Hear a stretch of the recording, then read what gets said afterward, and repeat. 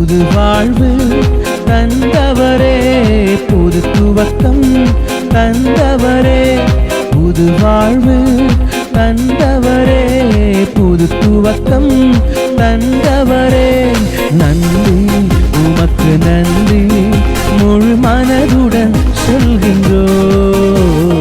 நன்றி உமக்கு நன்றி, மன நிறைவுடன் சொல்கின்றோம். கரங்களை தட்டி நன்றி உமக்கு நன்றி, முழு மனதுடன் சொல்கின்றோம். நன்றி உமக்கு நன்றி. கர்த்தருடைய நாமம் மகிமைப்படுவதாக. ஆண்டவரும் அருமை இரட்சகருமாகிய இயேசுவின் நாமத்தினாலே இந்த புதிய நாளுக்காக தேவனை ஸ்தோத்தரிக்க நம்ம கண்களை மூடி ஜெபம். பரிசுத்த தேவனே எங்களோடு பேசுங்க. இயேசுவின் நாமத்தின் பிதாவே ஆம். எடுத்து வாசிப்போம். உபாகம் புஸ்தகம் 6ஆம் அதிகாரம், அதுல 7ஆம் வசனத்தையும் 8ஆம் வசனத்தையும் வாசிப்போம்.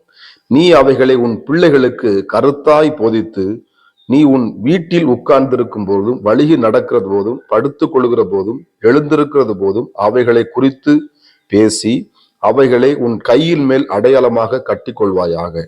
அவைகள் உன் கண்களுக்கு நடுவே ஞாபக குறியா இருக்க கடவுது.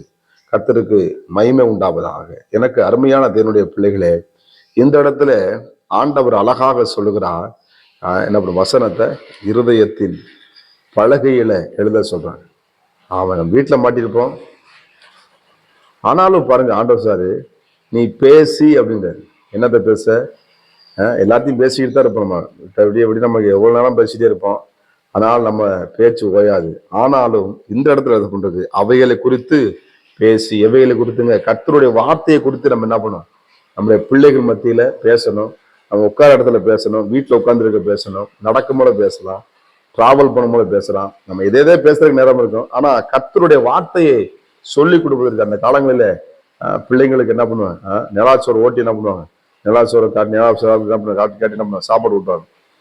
இன்னைக்கு என்ன பண்ண, வெளியே பிள்ளைகள் சாப்பாடு விட்டோம்னா கூட என்ன பண்ணுவாங்க, ஆண்டோடைய வார்த்தைகளை சொல்லி உங்க பிள்ளைகளுக்கு என்ன பண்ணுங்க, கற்றுக் கொடுங்க. இன்னைக்கு முக்கியமாக இன்னைக்கு எதாவது கற்றுக் கொடுக்குறோம், கிராத்தை கற்றுக் கொடுக்குறோம், நல்ல நல்ல கோச்சை கற்றுக் கொடுக்குறோம், நல்லது, அதெல்லாம் கர்த்தருக்கு ஸ்தோத்திரம். நல்ல படிப்பை கற்றுக் கொடுக்குறோம், ரொம்ப சந்தோஷம்தான். ஆனாலும் நம்ம முக்கியமா பிள்ளைகளுக்கு கற்றுக் கொடுக்கிற கர்த்தருடைய வேதத்தை நம்ம என்ன பண்ணோம், பிள்ளைகளுக்கு வளர்கிற பிள்ளைகளுக்கு கற்றுக் கொடுக்குறோம். நீங்க பிள்ளைங்க அநேக பிள்ளைங்க செல்போன் மோகத்துல போயிடுச்சு. நீங்க சில பேர் சிறு பிள்ளைங்க என்ன பண்ணுங்க, குட்டி பொம்மை போட்டு என்ன பண்ண, மோட்டு பொத்துன்னு சொல்லி என்ன பண்ணுவேன், அதுலதான் 24 மணி நேரம் உட்காந்து மோட்டு பொத்து உட்காந்து சுவாப்பாலே தேவையில்லை, எதுவும் இல்லை, அவன் உட்காந்து 20 மணி நேரம் அதுலேயே உட்காந்துருப்பான். அப்போ அதுல இருந்து எப்படி வெளியே கொண்டு வரணும், எப்படி ஒண்ணு பாச நான் கொடுத்து பழக்கம் எடுத்துட்டேன், என்னால வெளியே கொண்டு வர முடியல. ஏன்னா நம்ம எதை பழக்கம் எடுத்துட்டோம், சினிமா டிவியிலையும் இந்த உலகத்தின் காரியத்தை பேசி பிள்ளைகளுக்கு என்ன பண்ண பேசியிருக்கோம். ஆனா இங்க எழுதப்பட்டிருக்கிறது, உன் பிள்ளைகளுக்கு கருத்தாய் போதிக்கணும். இன்னைக்கு பிள்ளைகளை சரியா போதிக்க நடக்குதுன்னா ரொம்ப சிரமத்துக்குள்ளாயிரும். இந்த இடத்துல எழுதப்பட்டிருக்கிறது, உன் வீட்டுல உட்கார்ந்து இருக்கும் பொழுது, உன் வீட்டுல படிக்க பிள்ளைங்க ஸ்கூல் போட்டு வீட்டுக்கு வரும்போது என்ன பண்ணும், ஆமா கர்த்தரை காட் பிளஸ் ஒண்ணு பிள்ளைய சொல்லி வசனத்தை சொல்லி ஜெபம் பண்ணுங்க, அவனை சொல்லுங்க. அது மாத்திரமல்ல, இந்த இடத்துல எழுதப்பட்டிருக்கு, அவைகள் கையில் அடையாளமாக கட்டி கொள்வாயாக, உன் கண்களுக்கு ஞாபகப்படுத்தும். படிக்கிற படம் ஞாபகம் எப்படி வரும், சோதனை ப்ரே பண்ணி அந்த பிள்ளைங்க படிக்க தெரியலையா, என் பிள்ளைங்க சரியா படிப்பு வர மாட்டேது, கர்த்தருடைய வார்த்தையை சொல்லி ஜெபம் பண்ணுங்க, என் பிள்ளைகளுக்கு விசேஷ ஞானத்தை கொடுங்க ஆண்டவரே. வாக்குத்தத்தங்களை தேவன் தந்திருக்கிறார், அதை எடுத்து பேசும் பிள்ளைகளை ஆசீர்வதிச்சு பாருங்க.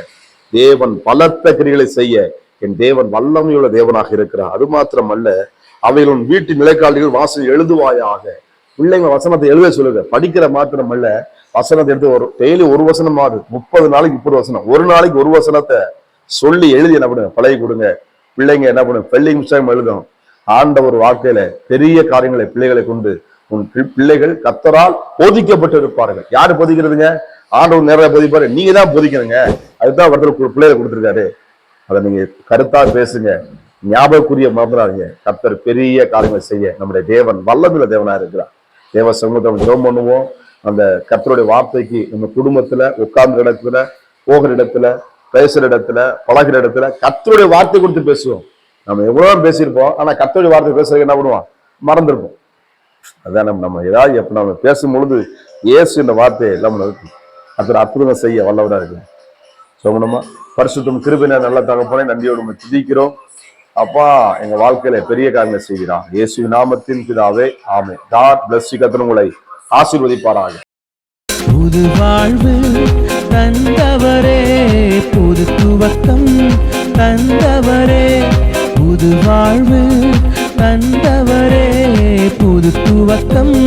தந்தவரே நன்றி உமக்கு நன்றி முழு மனதுடன் சொல்கின்றோம் நன்றி உமக்கு நன்றி மன நிறைவுடன் சொல்கின்றோம் கரங்களை தட்டி நன்றி உமக்கு நன்றி முழு மனதுடன் சொல்கின்றோம் நன்றி உமக்கு நன்றி மன நிறைவுடன்